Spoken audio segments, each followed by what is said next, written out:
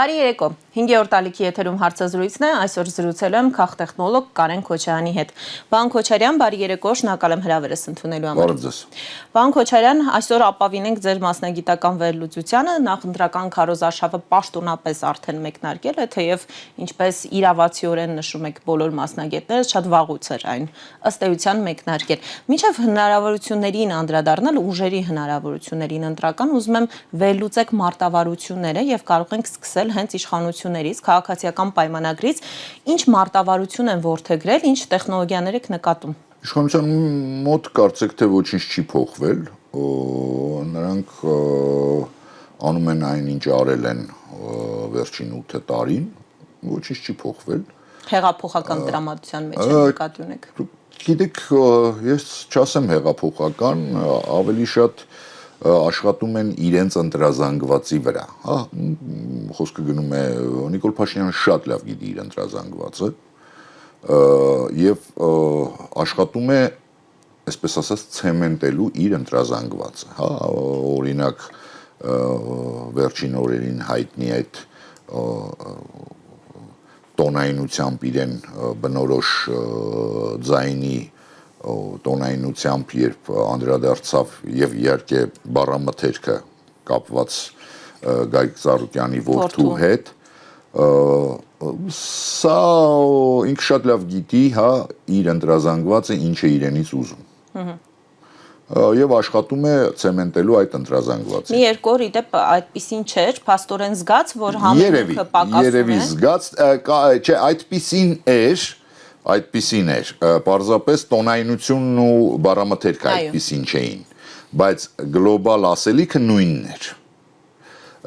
Պարզապես հիմա նաև էմոցիա է ավելացնում, թե տոնայնության, թե բառամթերքի առումով։ Ես կարծում եմ, որ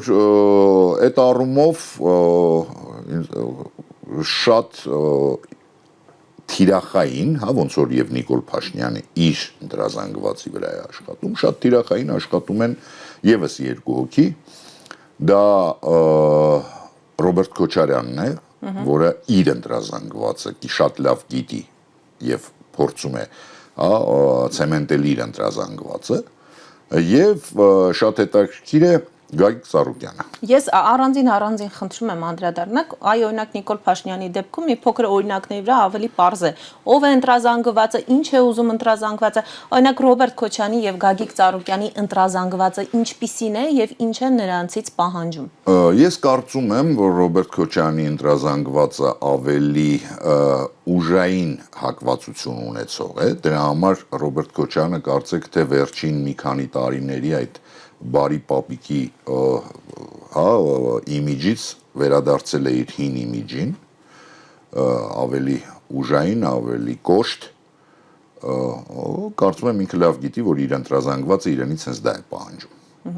Ուժեղ լիդերի կերպար։ Ուժեղ լիդերի կերպար։ Ուժային լիդերի կերպար, ոչ միայն ուժեղ, այլ ուժային լիդերի կերպար։ Գագիկ Ծառուկյանը շատ լավ գիտի իր ընտրազանգվածը եւ աշխատում է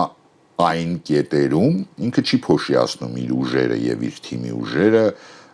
գնալով շատ տեղեր։ Միգուցե, հա, կգնա, բայց հիմնականում աշխատում է այն հատվածներում, որտեղ ավանդաբար ինքը ունեցել է ընտրազանգված։ Եվ փորձում է Կոտայքի մարզի, Կոտայքի մարզ, Գեղարքունիքի մարզ, ես կարծում եմ Արարատի մարզ, այնտեղ որտեղ ինքը ունեցել է բիզնեսներ, ունեցել է երկար տարիների աշխատանքային փորձ եւ այլն եւ այլն։ Այս առումով կարծեք թե այս երեքը ուժերը անում են իրենց աշխատանքը եւ ես կարծում եմ անում են լավ։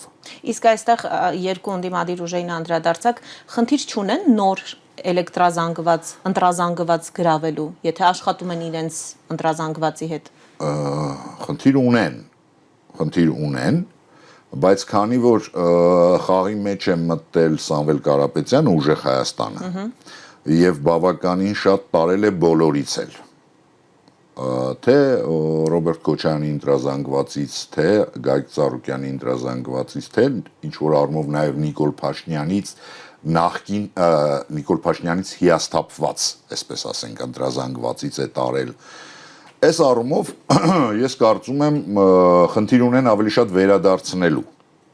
այդ երեքը իրենց բաները, բայց Նիկոլ Փաշինյանը արդեն 2 տարի է ընտրապայքարի մեջ է փաստացի, ես կարող եմ անգամ ֆիքսել, թե որ պայից են սկսել այսօրվա այս պայքարը, այն պայից, երբ գնաց դպրոց եւ դպրոցում ստուգում էր այդ կախիչները, այդ պայից սկսած նա ընտրապայքարի մեջ է։ Բնական է բոլորն էլ ավելի շուտ են սկսել, այնպես չի որ ասենք երևի թե ամենաուշը սկսել է Ռոբերտ Քոչարյանը այս առումով, որովհետև նույն Գագիկ Ծառուկյանը թեև ավելի քիչ, բայց այնուամենայնիվ այնինչը հիմա էլ ինքը շարունակում է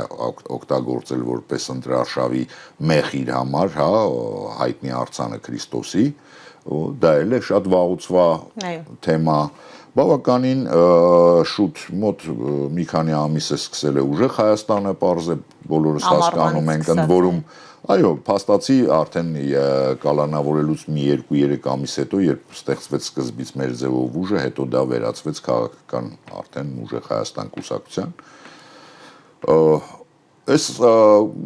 ուժեղ Հայաստանը իհարկե բավականին կտրուկ մտավ դաշտ, բայց այս քանի օրվա այս արդեն պաշտոնական մեկնարկից հետո կարծեք թե դեռ ոչ մի նորություն չի ասել, եթե չանդրադառնանք անձամբ Սամվել Կարապետյանին,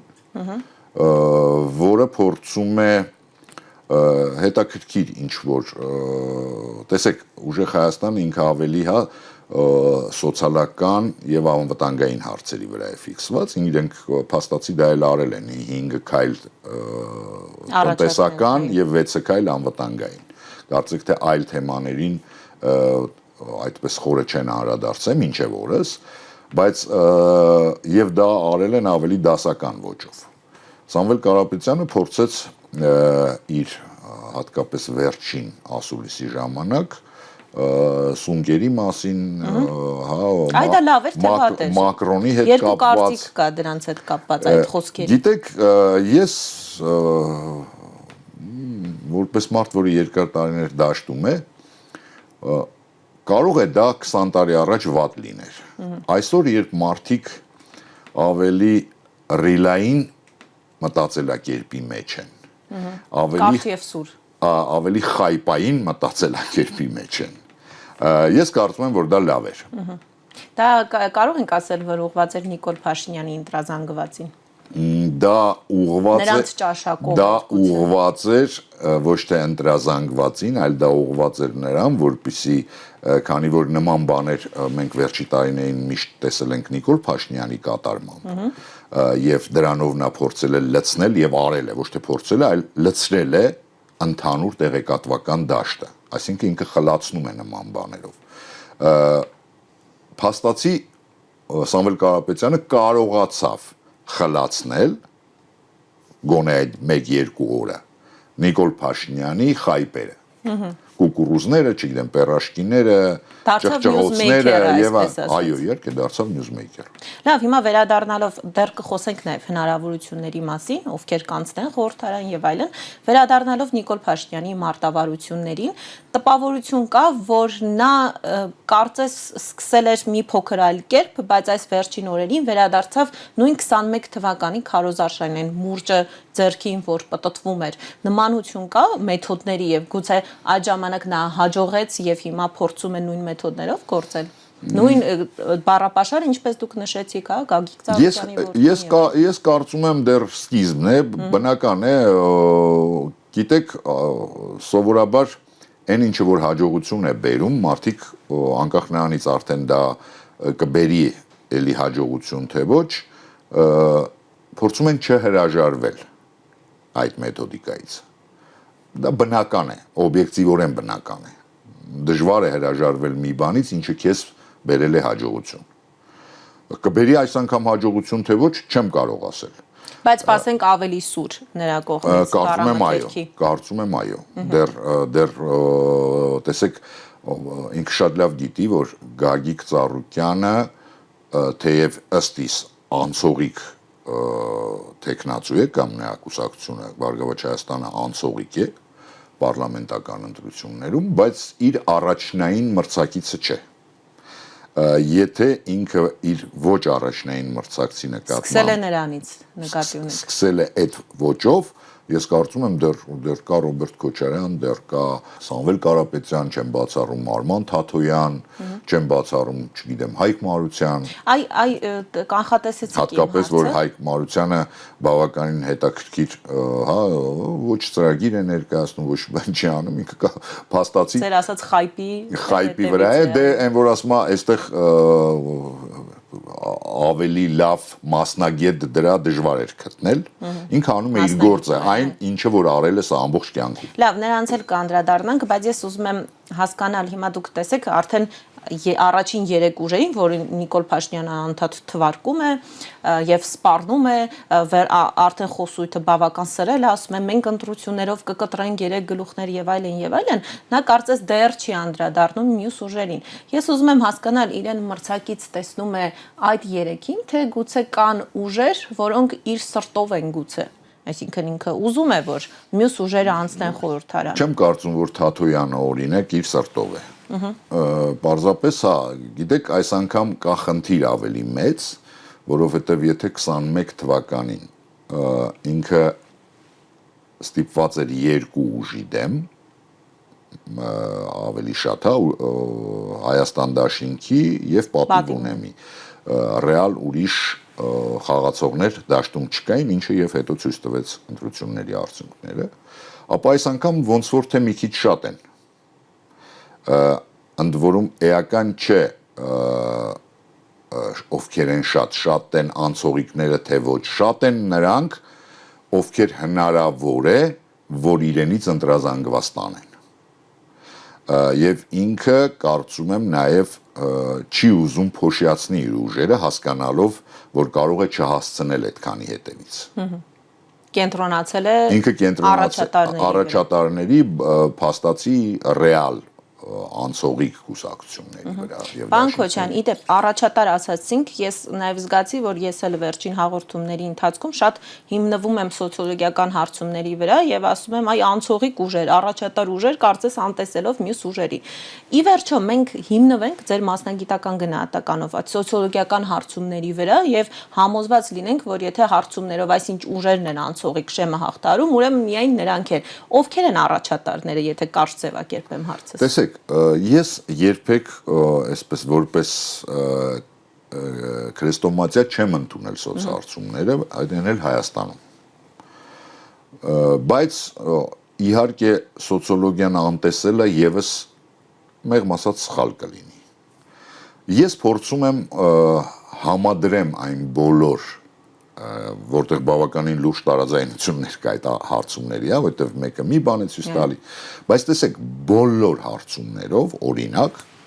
համընկնում է մի թիվ։ Դա Փաշինյանի, չէ, այդ 2 թիվ, ճիշտ եք ասում, 2 թիվ։ Մեկը դա Փաշինյանի այդ 24-26%-ն է, մյուսը դա մասնակցության 55%-ն է։ Այս 2 թվից ես սկսում եմ արդեն անել եզրակացություններ։ Բնականաբար նույն այդ սոցհարցումները, եթե հիշում ենք 21 թվականին այնպես չէր, որ իդեալական էր, բայց որոշակի միևնույն է համընկնումներ եղան, ով հնարավորություն, ինչքանը հələ մի կողմ դնենք, բայց ով հնարավորություն ունի, փաստացի նշվում էր։ Իհարկե, բուն ընտրությունները միշտ են էլ այս ընտրությունները, որտեղ ոնց որ թե իրոք մասնակցության թիվը ամենայն դեպս ըստ բոլոր այդ սոցհարցումների բարձր է լինելու, կարող են լինել շատ հետաքրքիր, հա, անակնկալներ։ Ընդ որում ինչպես նոր ինչ որ ուժի տեսքով, սովորաբար Հայաստանում պարզապես այն ժամանակ մենք գիտեինք այդ անակնկալը ոնց էր լինում, հիմա մի փոքր այլ կարող է լինել, բայց գոնե այն առաջատարները բոլորը, ասում եմ, թվերը կարող են տարբերվել, բայց առաջատարներին բոլորը նույնն են տալիս։ Այս առումով իհարկե հիմնվում ենք դրա վրա։ Իսկ ձեզ ուրիշ ինչ ուժեր կանցնեն խորհրդարան։ ես երբեք սուրճ նայող չեմ եղել։ Դե դա սուրճն այլ չէ, մասնագիտական Դա մասնագիտական վերլուծություն չի։ Տեխնոլոգիաներին, ոճին։ Դա մասնագիտական վերլուծություն չի, ես կարող եմ ասել, ով ինչ է անում, դա ոնց կաշխատի բուն ընտրությունների օրը, որովհետև միշտ վերջին 1 ամիսը ամենավորոշիչն է լինում։ Հա, ինչ որ ուժ կարող է կորցնել, ինչ որ ուժ կարող է ձեռք բերել։ Դեռ ժամանակ կա, հատկապես այն պայմաններում, երբ վերջին տարիներին դա գաղտնիք չէ, Հայաստանի ընտրազանգվածի մի պահ ասում էին անգամ 70%-ը, ինչը ցույց տվեց Երևանի ընտրությունները, որ չէին գնում մասնակցելու, այսինքն չկողմնորոշվածների թիվը այնքան մեծ է, որ ինչ որ բան ասել, հա, դա հայտնի կա այսպիսի բան, որ 3% շեղում միշտ լինում է, դա 3% չի, դա 23% չի, դա այնքան մեծ է թիվը չկողմնորոշվածների, որ հիմա ասել Չկողմնորոշվածները մնացին, չկողմնորոշված պարոն Քոչարյան։ Կարծում եմ մի հատվածը այդպես էլ կմնա, եթե օրինակ հա մասնակցությունը ենթադրենք 55% է, ոչ թե 80%, պարզ է, որ դեռ շատ կան չկողմնորոշվածներ կամ ինչպես իրենք են ասում, քաղաքականությամբ չզբաղվողներ կամ բոլորին դեմեր։ Թեև այս անգամ կա բոլորին դեմ կուսակցություն, որը կարծեք թե փորձում է բավարարել այդ մարդկանց ճաշակը, որ բոլորին դեմ է։ Բայց ընդհանուր առմամբ պարզ է, որ 28% մասնակցությունը, եթե մենք հիշում ենք Երևանի ավականու ընտրություններին, առնվազն արդեն 2 անգամ ավել է։ Հա 55-ը դա 56-ն է 28-ի կրկնապատիկը փաստացի արդեն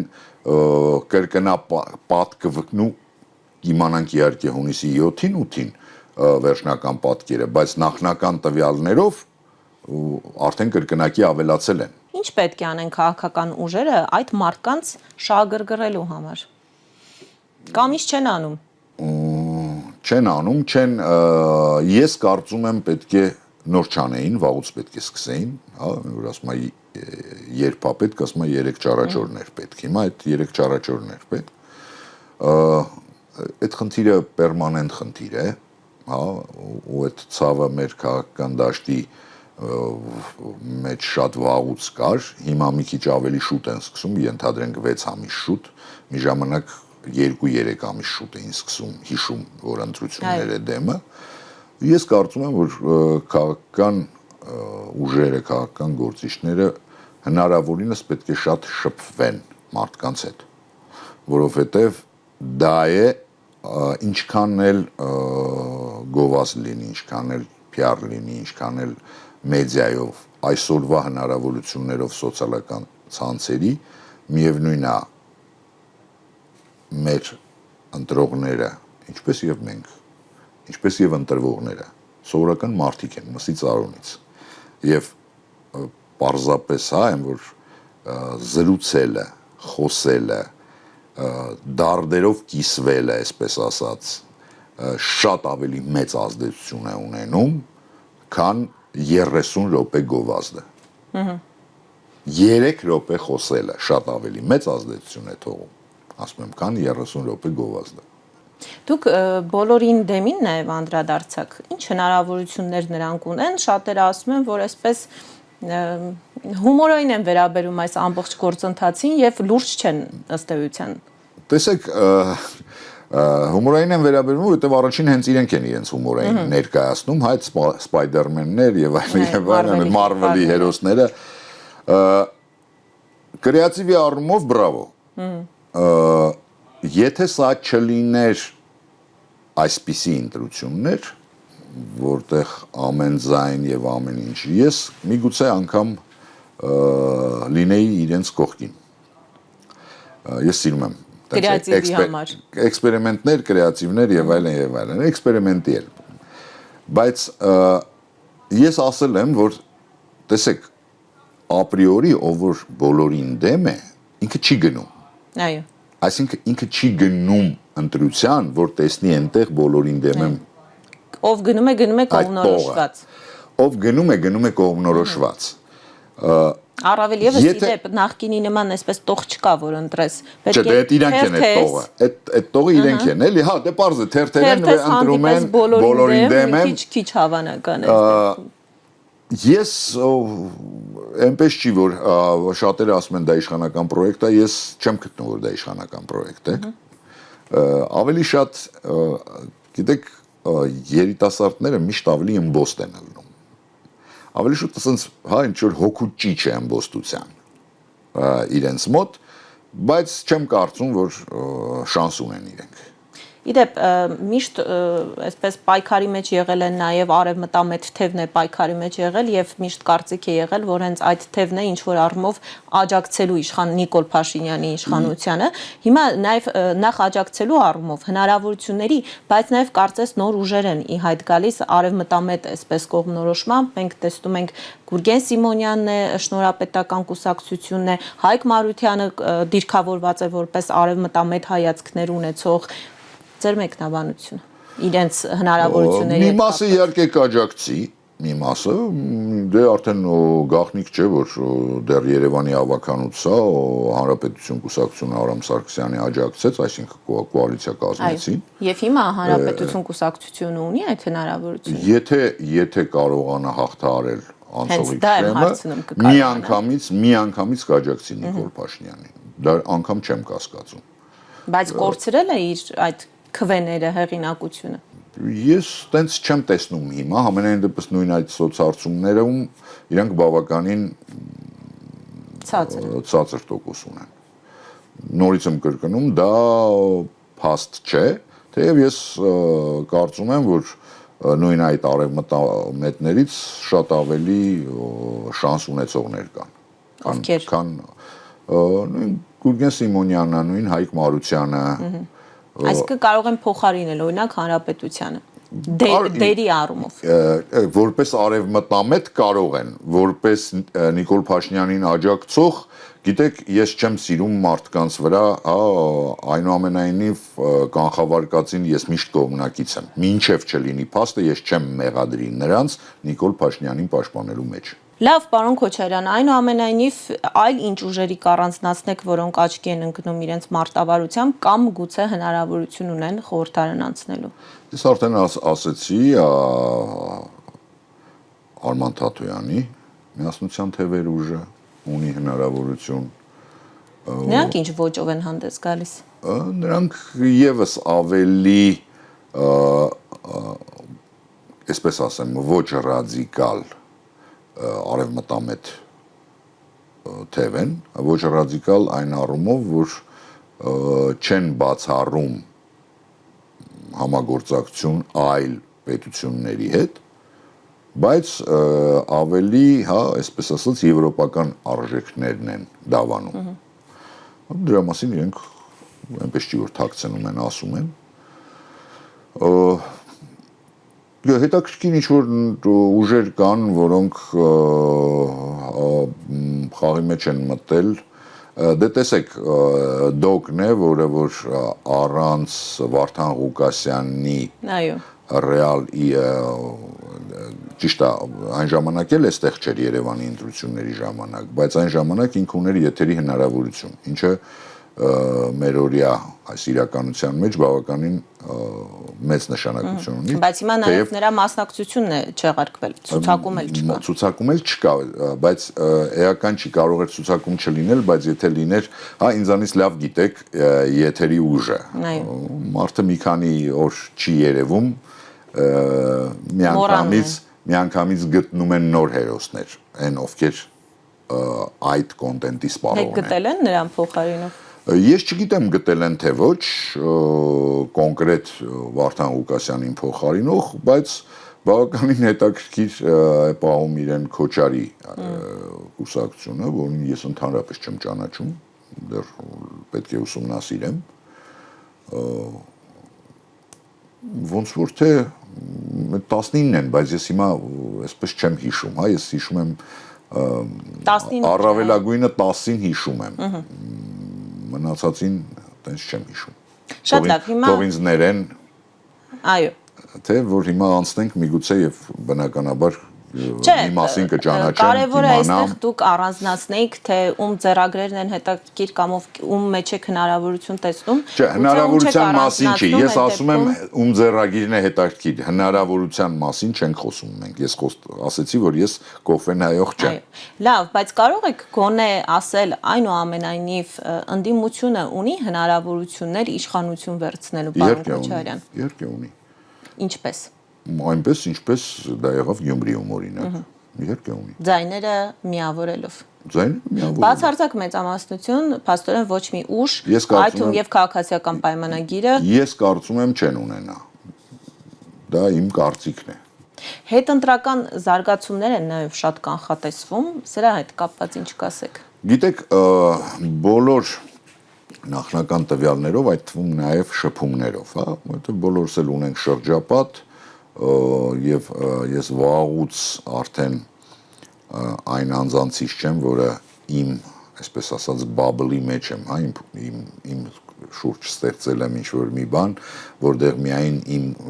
գաղափարակիցներն են։ Չեք իզոլացվել։ Չեմ իզոլացվել,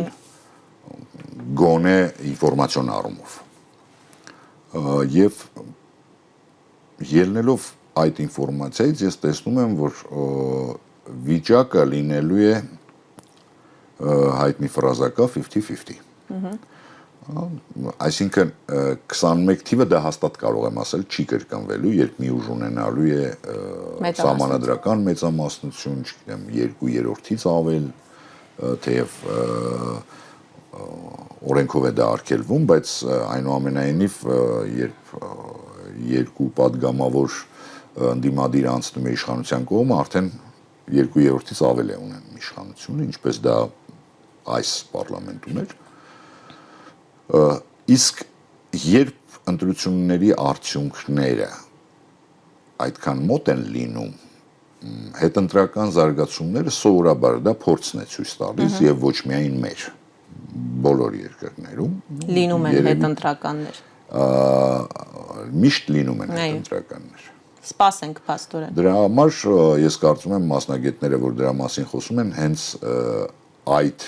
իրողությունից ելնելով են խոսում։ Պարոն Քոչարյան, նաև ասացեք, խնդրում եմ, ինչպես է ընտրողը կողմնորոշվում իր ընտրության հարցում։ Ինչ գաղափարներով։ Մենք տեսնում ենք օրինակ 3 ուժեր Հայաստան դաշինքը, Սամվել Կարապետյանի Ուժեղ Հայաստանը եւ Գագիկ Ծառուկյանի Բարգավաճ Հայաստանը պարբերաբար իրենց ելույթներում օգտագործում են այդ արևմտյան Ադրբեջանի թեզը, այսինքն ընտրության հնարավորություն են տալիս քաղաքացուն, որ կամ կունենանք Հայաստան, կամ արևմտյան Ադրբեջան, կամ 300,000 աշխատատեղ կստեղծենք, կամ 300,000 ադրբեջանցի կգա Հայաստան։ Սա աշխատող թեզ է, օրինակ սրանով է առաջնորդվելու ընտրողը, թե առաջնորդվելու է ավելի շատ սոցիալական, օրինակ 0% հարկ կմուծեք, չգիտեմ, աշխատատեղ կունենաք եւ այլն, այլ մյուս բոլոր սոցիալական առաջարկները։ Այսինքն հասարակությունը այնպես չի, որ ինքը միատարր է, այնքան բազմաշերտ է։ Ես վստահ եմ, որ քաղաքական ուժերի ծրագրերը կարդացողներ կան, բայց շատ քիչ տոկոսը։ Պարզ է, որ մի մասը ընտրում է ականջներով, այսինքն բացառապես խոստումներին է հավատում։ Որ ասում են կինը ականջներով է սիրում, հա, հիմա մեր ընտրողների մի մասն էլ է ականջներով սիրում։ Այդ թվում եւ տղամարդիկ։ Այդ թվում եւ տղամարդիկ։ Մի մասը ստամոքսով է ընտրում, գրպանով, ստամոքսով, մի մասը սրտով, մի մասը հոգով, այդ մարմնի տարբեր մասերով են ընտրում, հա։ Այ շատ ուժեր, ինչու եմ ասում, շատ ուժեր ասում ենք 21 թվականի բանականությամբ, մի մասը բանականությամբ եւ ուղեղով է ընտրում։ Ես կարծում եմ, որ այնուամենայնիվ էմոցիոնալ ֆոնը մեր իրականության մեջ եղել է, կա ու կմնա դոմինանտ։ Կարող եմ օրինակներ բերել, Այսինքն մենք ռացիոնալ որոշումներ կայացնող ժողովուրդ չենք այնուամենայնիվ, եթե մի փոքր մեծամասնական հավաքական ասենք։ Եթե մենք վերցնենք, ես չեմ ուզում դա ժողովրդին վերագրել, որովհետև ես կարծում եմ շատ երկրներում է այդպես, եթե չասեմ բոլոր երկրներում։ օրինակ եք ուզում բերել։ Ես կարող եմ բերել օրինակ 2 հոգու, կոնկրետ 2 հոգու, որտեվ որոնք անկախ իրենց բոլոր արժանինքներից, բայց միևնույն է, նույն Կարեն Դեմիրճյանին եւ Կարեն Կարապետյանին ոչ թե ընտրել են իրենց բազմաթիվ այլ արժանինքների համար, այլ որովհետեւ սիմպաթիշնի տղամարդ էին։ Դուք Կարեն Կարապետյան նկատի ունեք նախկին վարչապետ, հա, օրինակ ես օրինակը ինչի եմ բերում, որ մի հատված կա, խարիզման նույնպես դեր ունի, մի հատված կա այդպես է ընտրում, մի հատված կա ժամանակին օրինակ նույն Լևոն Տեր-Պետրոսյանին գիտնական որպես, հա, ես հիմա չգիտեմ գիտնականի կընտրեն թե չէ, որովհետև կյանքը շատ է փոխվել եւ հասարակության արժեքներն են փոխվել։ Իսկ տեխնացուների մեջ ունեք խարիզմատիկ տեխնացուներ։ Խարիզմատիկ են, գիտեք, անցողիկ ուժերի բոլոր լիդերները, այդ թվում նաև իշխանության լիդերը, թե Նիկոլ Փաշինյանը, թե Ռոբերտ Քոչարյանը, թե Սամվել Կարապետյանը, թե Գագիկ Ծառուկյանը, նորից եմ կրկնում, անկախ նրանից ով ոնց է իրենց վերաբերում, բոլորը խարիզմատիկ են։ Պարոն Քոչարյան, եւ վերջում շատ կարճ, քանի որ այս վերջին ընտրությունների ֆոնին նաեւ շատ է սրվել Ռուսաստան եւ Արևմուտք հակասությունները, մասնագիտական գնահատական եմ ուզում։ Այս հակառուսականությունը, որը իդեպ Ռուսաստանն է հստակ բնորոշում, որ Հայաստանը դարձել է ռուսաֆոբ, հակառուս եւ այլն եւ այլն։ Սա տեխնոլոգիա է իշխանությունների կողմից, թե ընտրված վեկտոր է։ Ես կարծում եմ եւ ընդ որում այդտեղ ես ոչ մեկի հետ ոչ մի խնդրեմ չունեմ, այդտեղ այդ Ռուսաստանը ինքն է ընտրել այս ճանապարհը ժամանակին, ասելով իրենց հայտնի ֆրազան «Կուդա они денутся с подводной лодки», իդեպ նույն այն մարդիկ, ովքեր այսօր բարձրաձայնում են, որ Հայաստանում հայկական այս Հայաստանի ջատագովներն էին, նույն Ավերչուկը շատ էր ուզում, որ այս մոդելը լինի տնտեսական, չգիտեմ, Լավրովը շատ էր ուզում, որ այսպես լինի, իրենք բավականին լավ հարաբերությունների մեջ էին այս իշխանությունների մեջ, հիմա դա իրենց խնդիրն է, թող ինչ ուզում են անեն։ Լավ, բայց այնուամենայնիվ Փաշինյանի քաղաքականությունը իսկապես նա անցել է այդ ճամբար հակառուսական, թե սա տեխնոլոգիա է, որովհետև գիտենք նաև ընտրողներն այդ հարցում են կողմնորոշվում, բայց շատ կարճ փակենք հաղորդումը։ Ես նորից եմ կրկնում եւ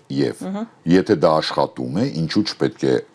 Նիկոլ Փաշինյանը օգտվի դրանից։ Շատ լավ։ Ես շնորհակալ եմ ձեզ զրույցի համար։ Հիշեցնեմ, որ զրուցում էի քաղտեխնոլոգ Կարեն Քոչարյանի հետ, կհանդիպենք վաղը նույն ժամին, լավ եղեք։